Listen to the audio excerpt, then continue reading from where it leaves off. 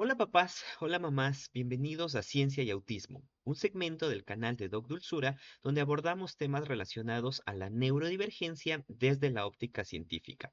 Mi nombre es Andrés, soy investigador científico y lo más importante, soy un orgulloso papá de un maravilloso niño autista.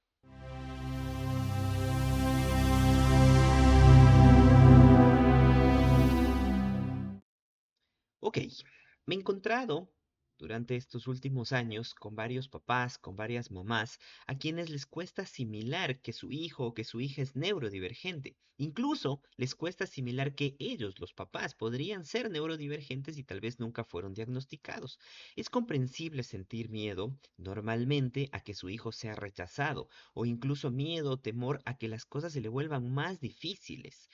Esa inquietud normalmente hace que como padres no confiemos en los diagnósticos o incluso que nos cerremos a la puerta a hablar del tema. Y generar esa inquietud de preferible, voy a hacer cuenta que no pasa nada y con eso esperamos que no ocurra, pero esa no es la realidad.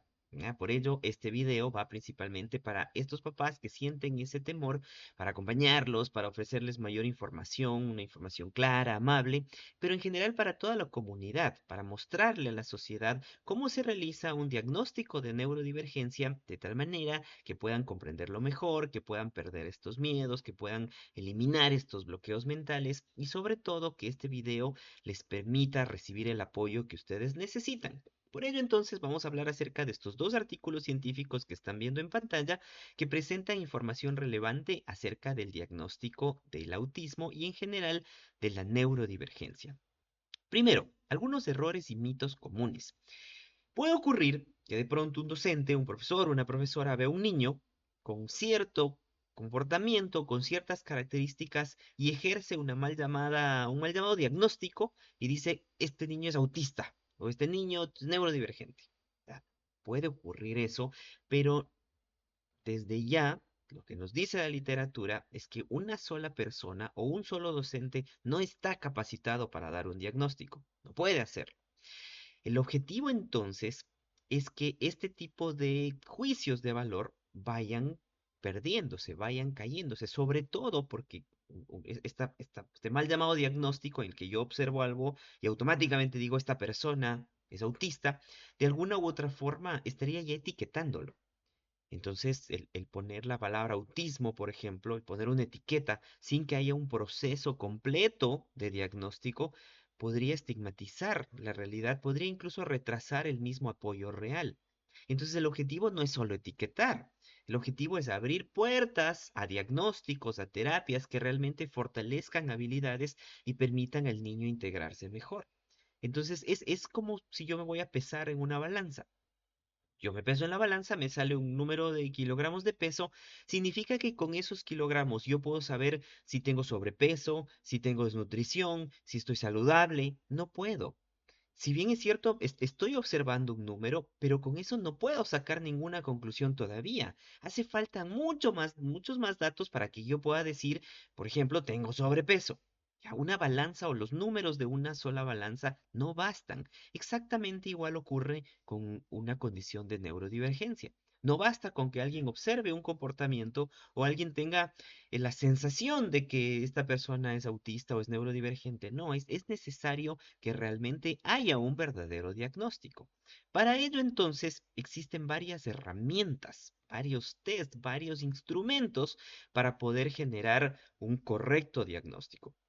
La principal guía y el principal manual del que se parte se llama DSM. En estos momentos, en el año 2025, nos encontramos en la quinta edición. Ahora, este DSM es llamado el Manual Diagnóstico y Estadístico de los Trastornos Mentales. Desde ahí empezamos causándonos un poco de ruido de trastornos mentales. Vamos hacia allá. Este manual principalmente define algunos criterios, por ejemplo, dificultades en comunicación, interacción social, comportamientos repetitivos. O sea, es como una receta que nos indica cuántos síntomas deberían cumplirse para generar una condición. Este manual, este DSM-5, incluye tres niveles de severidad, por ejemplo, dentro del autismo, que no son niveles de qué tan de tanta gravedad tiene esa condición, sino de qué cantidad de apoyo necesita esa persona en ese momento para que pueda ir mejorando, por ejemplo, su comunicación social, patrones repetitivos, comportamientos repetitivos. Entonces, esos tres niveles se determinan en el momento en que se hace el diagnóstico, pero no significa que esa persona va a tener ese nivel toda la vida. Puede ir cambiando dependiendo de las condiciones a su alrededor, dependiendo de las terapias que lleve, depende de muchos factores. Les comentaba que este término de manual de trastornos mentales genera ruido, pero tenemos que hablar de ello. ¿Por qué genera ruido? Porque son palabras bastante fuertes. Estábamos hablando de que el decir es un trastorno autista, esta palabra de trastorno puede causar ruido, trastorno mental mucho más. Sin embargo, por el momento se sigue utilizando esa terminología a nivel científico, ya, es necesario utilizarla porque así es como está en el manual, pero ya a nivel social está cambiando mucho. Ya el decir yo tengo un trastorno del espectro autista se está sustituyendo por yo soy neurodivergente. Lo hemos conversado incluso en videos pasados. Sin embargo, y esta es una opinión personal, yo creo que a medida que van cambiando y actualizando las versiones del manual, estas palabras también van a ir cambiando. O sea, va a salir de tener una condición, tomarlo todavía como un trastorno mental y simplemente ser eso. Es una condición que forma parte de la identidad de una persona desde que nace. Y en general, esta quinta edición que tiene ha tenido varias actualizaciones de las ediciones anteriores. Por ejemplo, en la quinta edición del DSM ya se reemplazó el término trastorno generalizado del desarrollo por un trastorno del espectro autista, es decir, permanentemente se está actualizando la terminología y yo estoy seguro que en algunos años, que en un tiempo, se va a eliminar esto de trastorno mental. Bueno, aparte de esto, en este manual existen protocolos que indican cómo se tiene que hacer un diagnóstico. Siguiendo esos protocolos podemos acercarnos entonces a realmente determinar si es que una persona tiene una condición neurodivergente. Recordemos que igual, aunque estamos hablando de un diagnóstico, de alguna u otra forma, la neurodivergencia es una condición. Ya no es una enfermedad, no es una enfermedad que se busque curar, es una condición con la que uno vive y lo tiene desde que nace y lo tendrá toda su vida. Adicional a estos protocolos, es necesario ir implementando herramientas o instrumentos que normalmente son test estructurados, o sea, son actividades guiadas, son encuestas, son entrevistas que ayudan a medir comportamientos clave, que ayudan a medir ciertos patrones y que eso pueda ser interpretado por los profesionales que son quienes van a generar el diagnóstico. Con esto entonces, hablamos de que el diagnóstico de una condición neurodivergente no está en las manos de una sola persona o puede hacerse en una sola toma, como hablábamos al inicio. No es que yo como profesor veo un comportamiento y digo, este niño es autista. ¿Podría ser eso un pediatra? Un pediatra ve a un niño, ve un comportamiento y dice, es autista. Tampoco. ¿Podría serlo un neurólogo, un neuropediatra? Tampoco. Porque no es cuestión de que una sola persona observe un comportamiento y pueda generar un diagnóstico. En realidad, el verdadero proceso del diagnóstico es un conjunto de pasos que siguen el protocolo del DSM-5 que acabamos de hablar y se tienen que involucrar varias personas.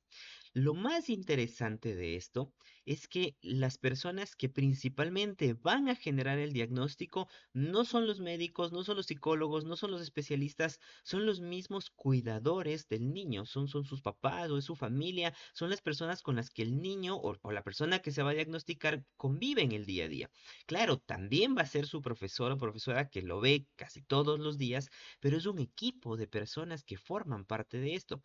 ¿Y por qué los cuidadores entonces serían quienes generan el principal diagnóstico? Porque son ellos quienes están viendo en el día a día al niño jugar, al niño hablar, relacionarse. Entonces, los profesionales que se encargan del diagnóstico, que ahí sí, Pueden ser los pediatras, pueden ser los neurólogos, los neuropediatras, los psicólogos, los psiquiatras, los terapeutas. En general, estas personas que son los expertos y los profesionales que hacen el diagnóstico tienen que acudir primero a los papás, a la familia, a la escuela, para que con esas entrevistas y con estos test, con estos instrumentos que hablábamos, entonces se pueda tejer una historia.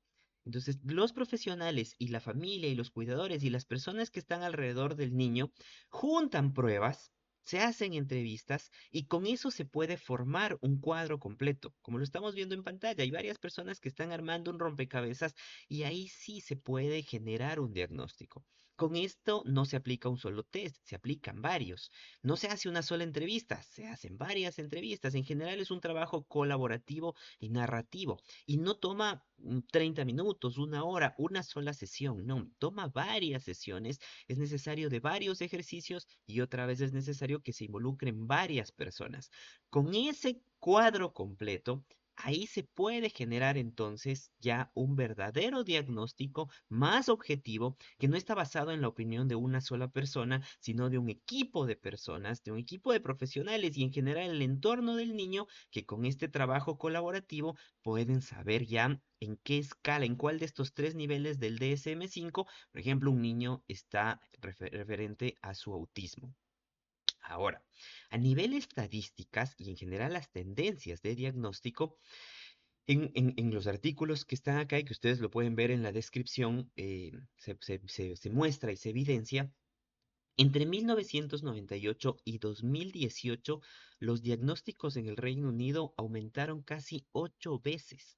Es decir, hubo un aumento de 787% de diagnósticos nuevos en 20 años. O sea, se evidenció en esa muestra la evolución de la detección y la necesidad de más recursos. Ahora, ¿significa entonces que hay 8 veces más autismo en 20 años? No necesariamente, pero sí más diagnósticos, porque justamente se han empezado a desarrollar más escalas, más test, más manuales, más protocolos en general durante los años que han ido pasando y en general cada día hay más criterios que son más amplios y servicios mejor organizados.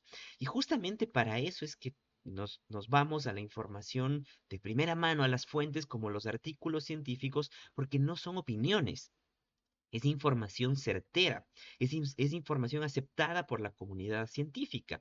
Entonces, saber estos números nos ayuda a planificar apoyos, a formar profesionales y ofrecer terapias adecuadas que se ajusten a cada familia.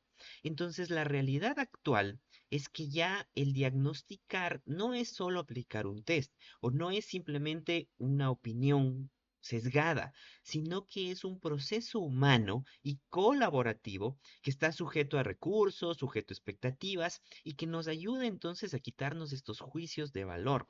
O cualquier persona es experto si es que mira todo desde un balcón, pero cuando ya vamos a la realidad es diferente.